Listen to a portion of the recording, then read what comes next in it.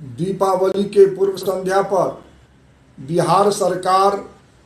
Cabinet से Darbhanga AIIMS के लिए 200 एकड़ जमीन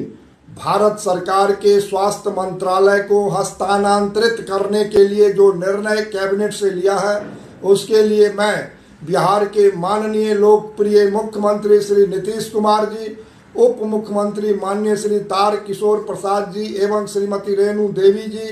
राजस्व भूमि सुधार मंत्री श्रीमान रामसूरत राय जी एवं स्वास्थ्य मंत्री श्रीमान मंगल पांडे जी को हृदय से अभिनंदन करता हूं। समस्त मिथिला वासी के तरफ से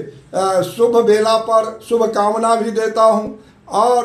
भारत के यशस्वी प्रधानमंत्री श्री नरेंद्र भाई मोदी जी के द्वारा जो मिथिला के केंद्र दरभंगा में 1264 करोड़ की राशि से कैबिनेट करके 750 बेड का जो निर्णय लिए, उसके लिए भी समस्त मिथिला वासियों के तरफ से उनका भी हार्दिक अभिनंदन वंदन करता हूं।